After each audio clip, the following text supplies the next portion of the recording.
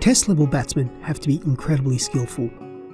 Fast bowlers can bowl over 150 km an hour. Batsmen will have less than half a second once the ball leaves the bowler's hand to make contact with the ball. In this split second, they have to pick the line and length of the ball, whether it is swinging or going to move off the seam, and then decide which shot to play or not play. And as a batsman, there are not too many second chances. If you miss, the chances are pretty high that the bowler will hit, either you, if you're lucky, or the wickets. So it is key that batsmen make good decisions and make them quickly. We asked Jonathan Connor, a specialist in skills acquisition with Cricket Australia, to help explain some of the techniques and strategies batsmen use and why they make certain decisions.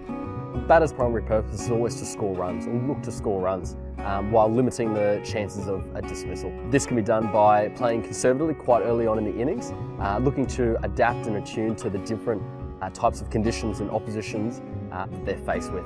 Once they're better attuned and are able to understand the pitch surfaces and the layout of the game, often they start to play more expansively and perhaps look to score at a faster run rate.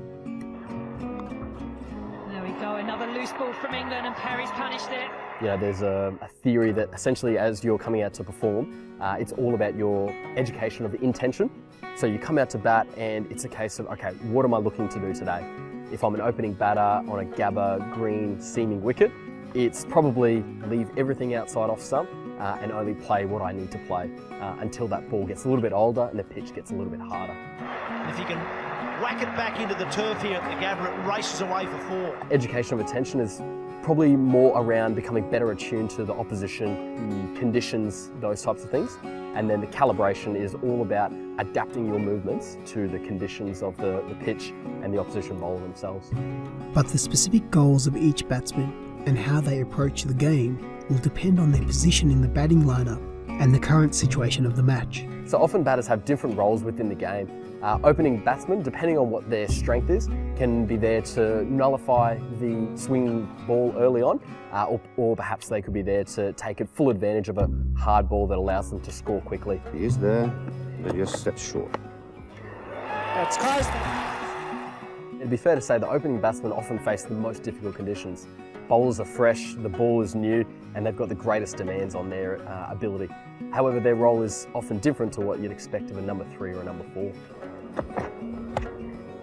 And Richards has dispatched that with all the authority which we've seen from him this season.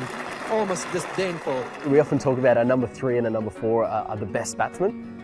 However, that might be due to the fact that they do have to be the most adaptable and be able to fill that opening role. Likewise, if they come in a little bit later when the batting team's in a more dominant position, they might have to quickly get on with it and be more aggressive early on in their innings. Cricket is all about constantly adapting to the opponent, to the pitch and the ball, and this is especially important for batsmen. We conducted some research on cricket batting expertise performance and what it is that separates them from less skilled players. So we interviewed a group of international or state level coaches who themselves used to be international state level batters. And one thing they would talk about is their ability to attune to information within the environment, understand the conditions, the opposition bowler, and ultimately their role in the game. And the West Indies are really struggling. Well, there's been no better shot played today, even by Vivian Richards, than that. Ultimately, expert performance is all about adaptation. The best players, the experts that do it, are often seen to be executing their natural game when constantly they're in a state of problem solving. The most difficult situation for a batsman is when they first go out to bat. Facing bowlers and conditions they're not used to can be tricky. And against fast bowlers, batsmen just don't have the time to assess what the ball is doing and go through options on how to play it. So, many will go in with a mindset of playing particular shots against particular deliveries and will wait patiently for the right ball to score off. Cricket batting in general is incredibly difficult in terms of the time demands that fast bowlers often put on batters.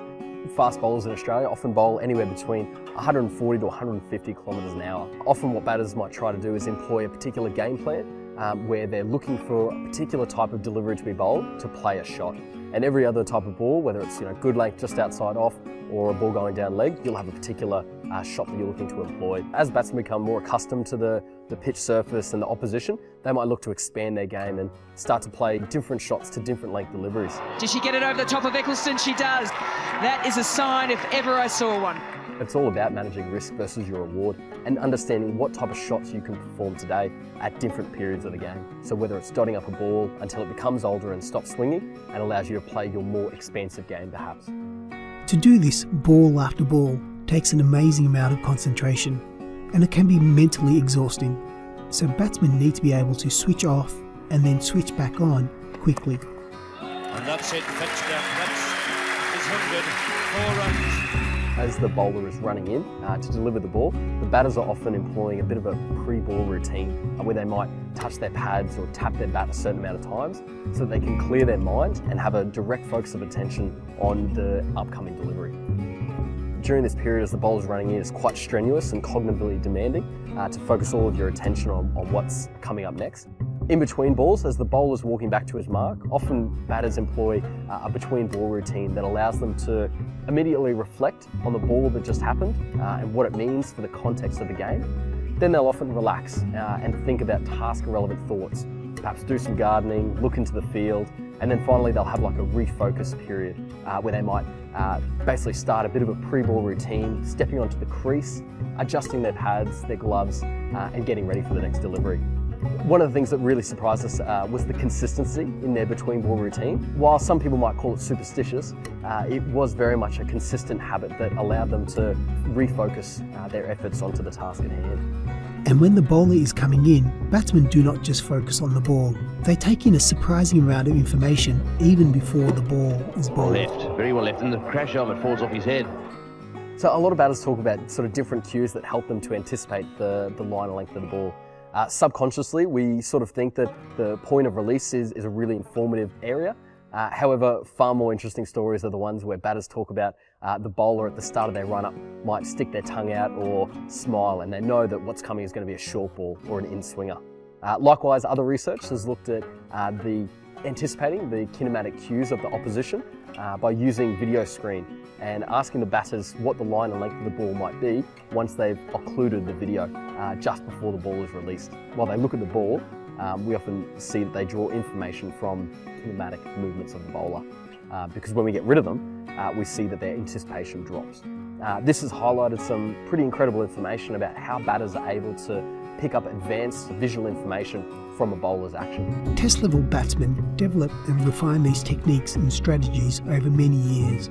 It is not about talent, but about hours and hours of practice and determination. So a really interesting thing about expertise in a lot of different sports is that expertise isn't derived from any particular, let's say, hardware advantages. So they don't necessarily have better reflexes or better eyesight. It's literally about their motivation, dedication, and adaptation to basically the opposition and game itself. Experts are certainly not born, but something that's developed through hours and years of practice. And specifically practice that allows them to be able to track a moving ball and couple their movements with both the trajectory and the context of the game. So net practice is probably one of the most common sort of practice methods employed by coaches and players to develop their skill. While it offers some advantages logistically, allowing great amount of volume, less players need to be involved, it does have some drawbacks which are probably better suited towards more centre wicket practice. So developing the cognitive aspect, being able to deal with pressure and anxiety that might come about after hitting 3 great shots to a fielder isn't the type of anxiety that might be induced within the nets. What you probably get more so out of centre wicket practice is holistic development to cricket batting. So not just the technical aspect, but also the cognitive and emotions that are involved with the game.